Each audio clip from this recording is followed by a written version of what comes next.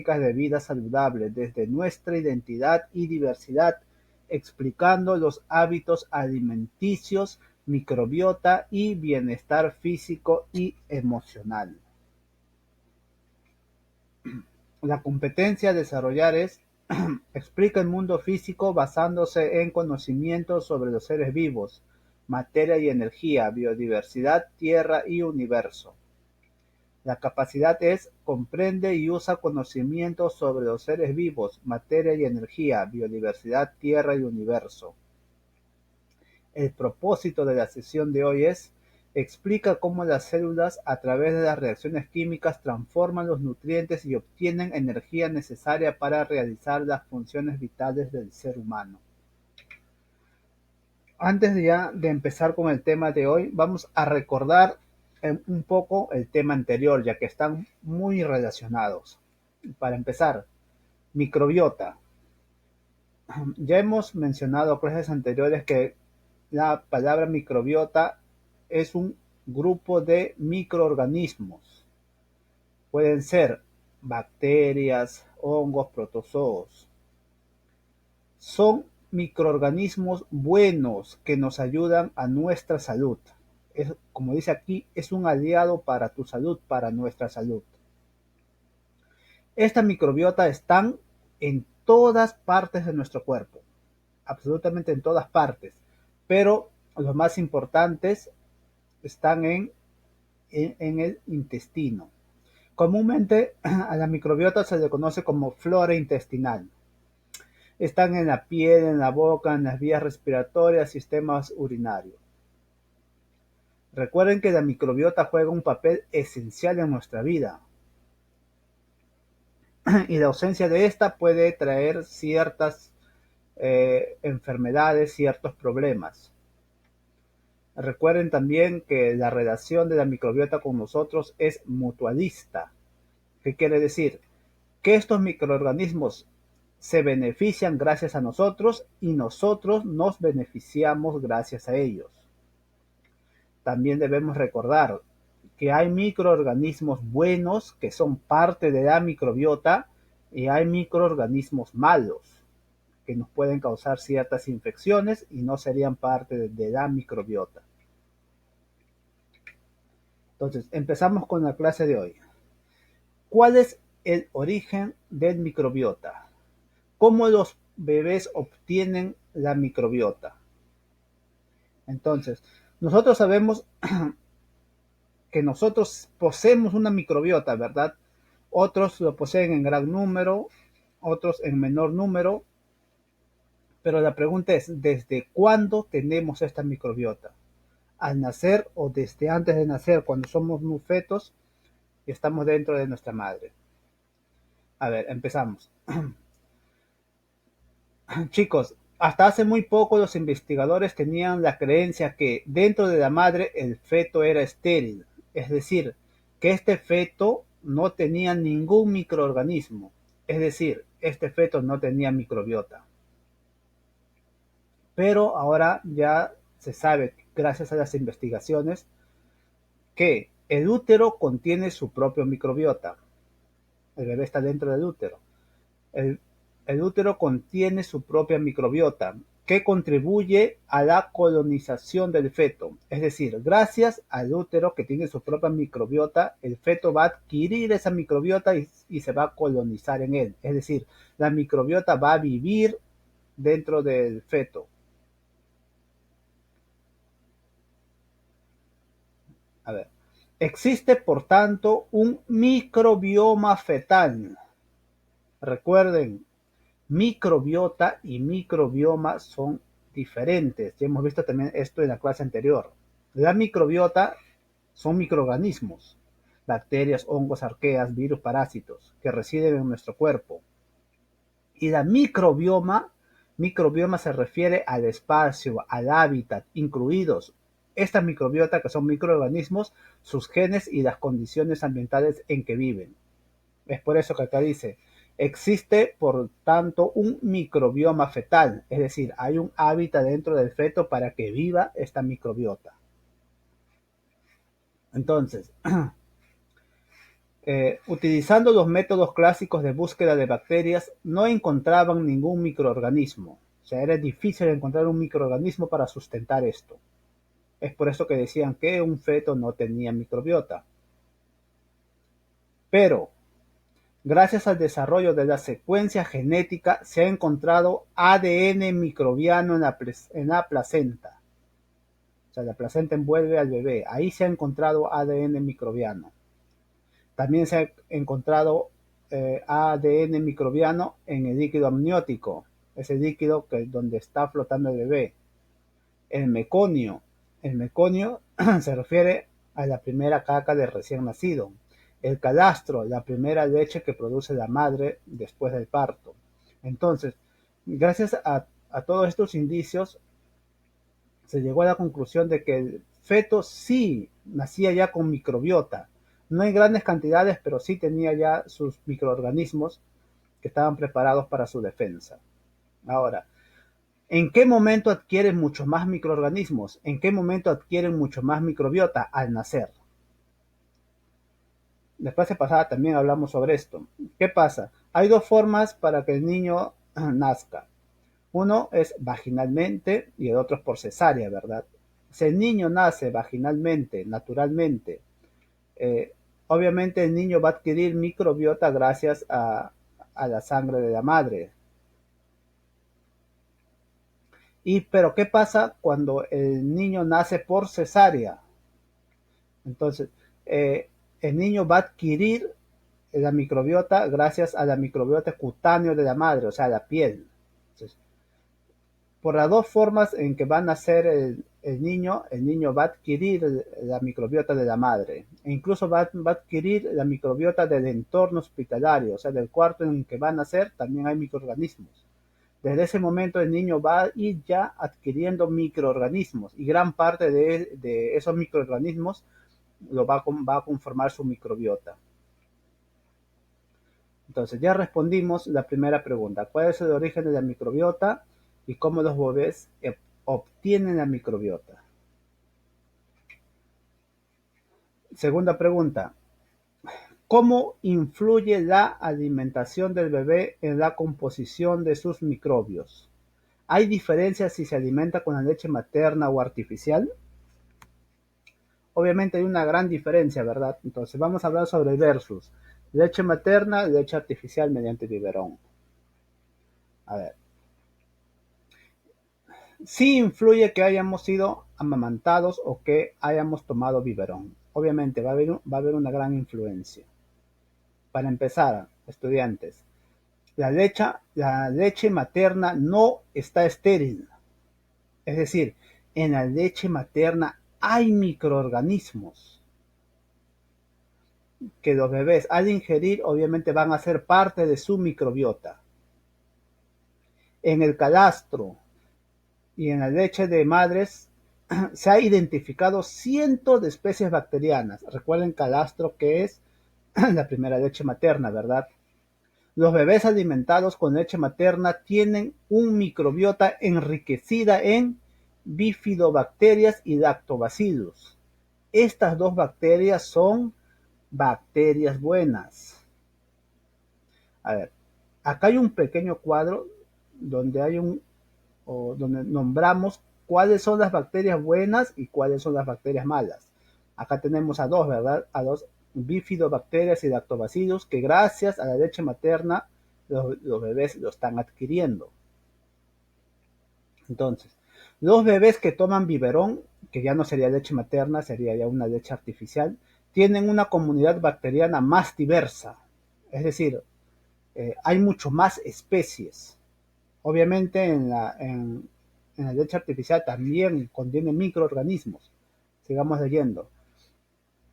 Hay una comunidad bacteriana más diversa y con un aumento de otras bacterias. ¿Qué otras bacterias? La Escherichia coli, el Clostridium y bacteroides.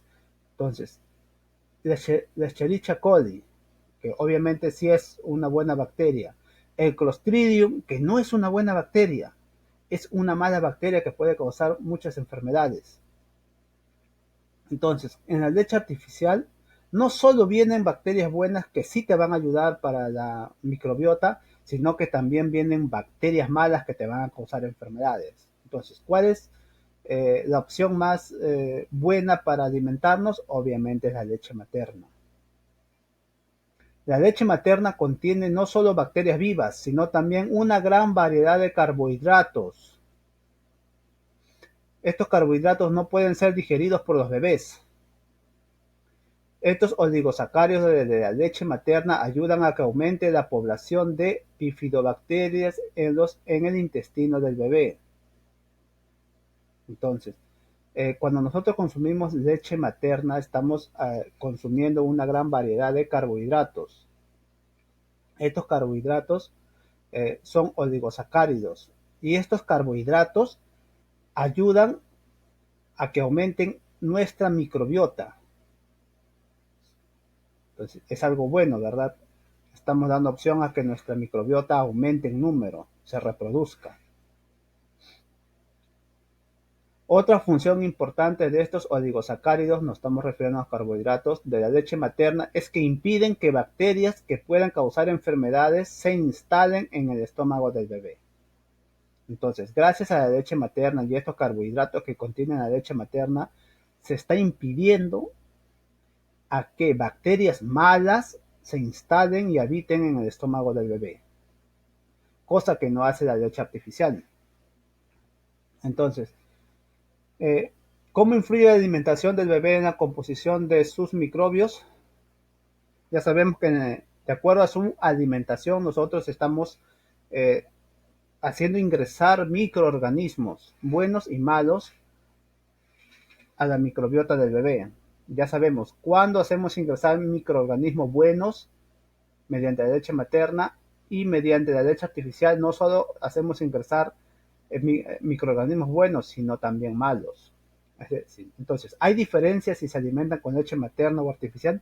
Por supuesto. Si te alimentas solo con leche materna, va a haber pocas probabilidades de que el bebé tenga ciertas infecciones.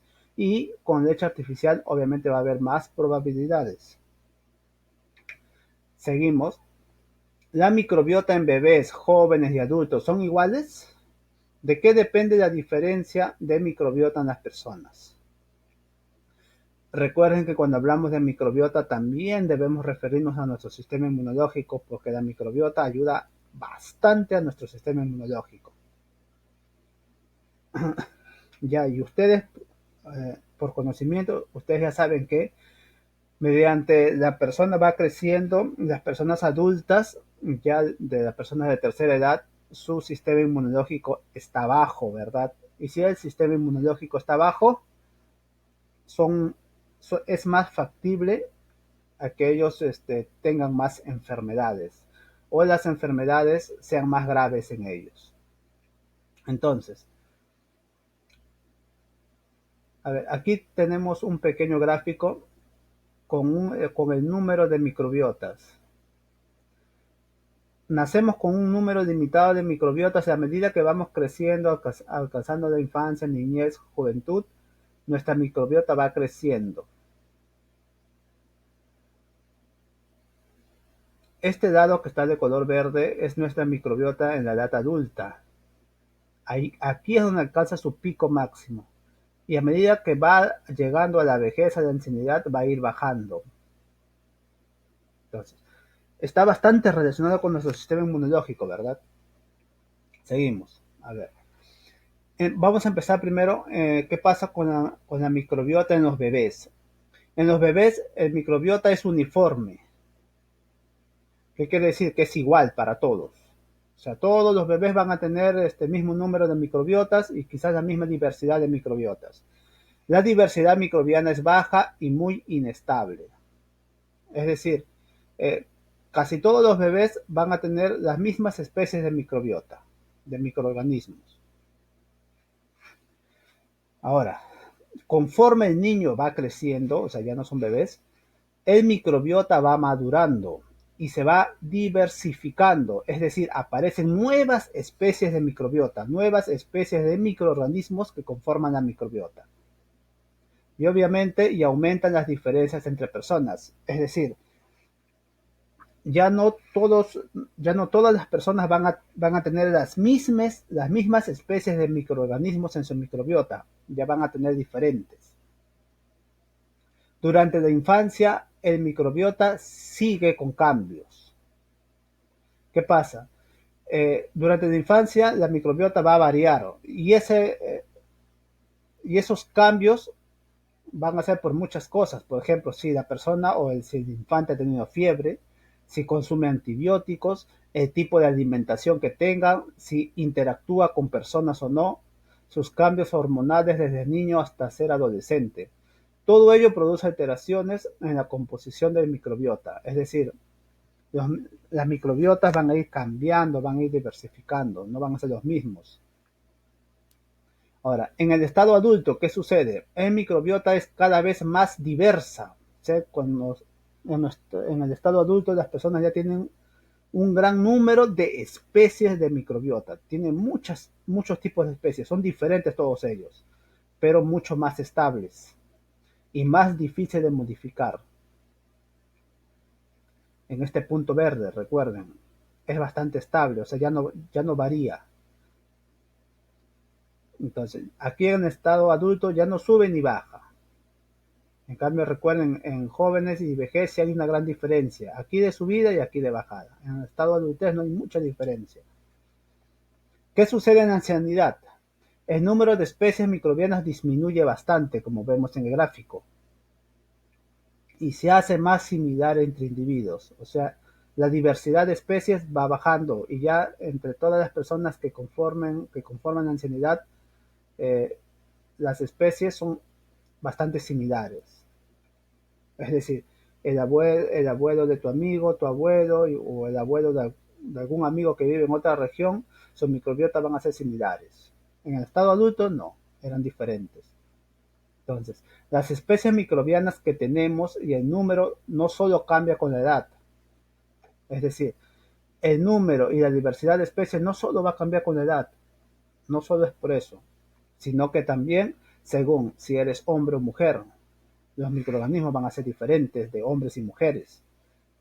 También influye bastante la genética, influye la alimentación que tú tienes, incluye el clima, la geografía, o sea, dónde vives, los fármacos, la medicina que tú has ingerido durante toda tu vida, los antibióticos que has ingerido, la ocupación, a qué te dedicas y la interacción a las personas. Recuerden que el mundo y en especial nuestro país tiene muchas regiones, muchos climas, tiene una gran diversidad geográfica. Es por eso que las personas de nuestro Perú no todos van a tener la misma microbiota.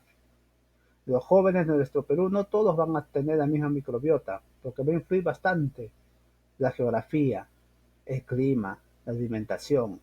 Recuerden que la alimentación en la costa, sierra y selva son totalmente diferentes y eso va a influir bastante en la microbiota que nosotros vamos a tener.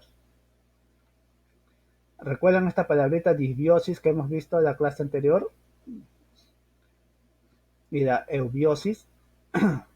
La disbiosis se refiere a las enfermedades. ¿Qué pasa con la disbiosis? Cuando el número o la cantidad y especies de microbiota baja en tu organismo, se llama disbiosis. ¿Y eso qué produce? Enfermedad, ¿verdad? Entonces, no tienes microbiota, no tienes microorganismos que te defiendan, te puede causar alguna enfermedad. Eso se llama disbiosis. Y lo contrario a esto es la eubiosis, que es la salud, ¿verdad? Si esta es disminución, pérdida de microorganismos, eso no, ¿verdad? Es la mantención o ganancia de microorganismos, de la microbiota. ¿Cuáles son las funciones del microbiota intestinal? Son tres funciones generales, vamos a mencionar las tres. La primera es la función de defensa.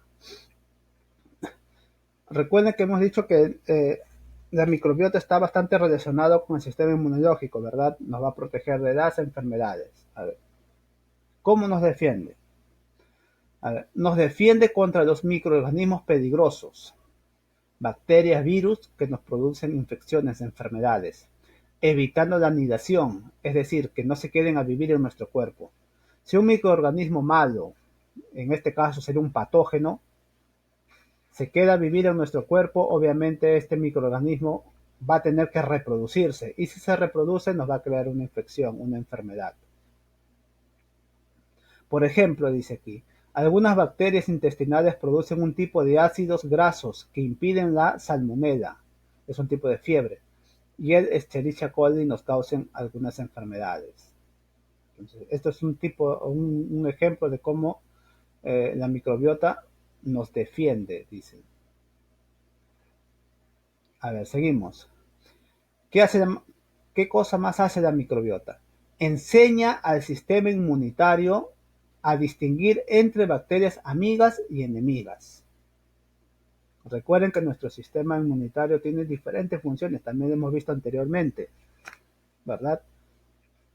¿Qué hace? Nuestro sistema inmunológico va a destruir patógenos, agentes patógenos, microorganismos malos, y quizás también por error pueda destruir eh, microorganismos buenos. Entonces, ¿qué hace la microbiota? Ayuda al sistema inmunológico a distinguir quiénes son bacterias malas que causan enfermedades y quiénes son bacterias buenas que te ayudan. Algunas bacterias intestinales influyen en la maduración de los linfocitos. Recuerden que los linfocitos es una célula que es parte de nuestro sistema inmunológico. Y los linfocitos son los encargados de producir estos anticuerpos. Recuerden. Un patógeno o antígeno. Un antígeno es un microorganismo que viene del exterior e ingresa a nuestro cuerpo. Eso es un antígeno. Y patógeno se lo llama cuando ese microorganismo nos puede producir una enfermedad. Entonces, si entra un antígeno para producirnos una enfermedad, automáticamente nuestro sistema inmunológico actúa, dejando salir a los linfocitos. Estos linfocitos van a crear anticuerpos y estos anticuerpos serían la medicina de la enfermedad para estos patógenos. Entonces, eso también hace nuestra microbiota. Entonces, nuestra microbiota estimula y entrena nuestras propias defensas, nuestro sistema inmune contra los patógenos. Ya saben que son patógenos, originan enfermedades. Patógenos se refieren a microorganismos que originan enfermedades. Mientras que le enseña a tolerar a nuestros propios microbios. Entonces, también hace esto en la microbiota. Entrena nuestras defensas contra las enfermedades malas y les enseña a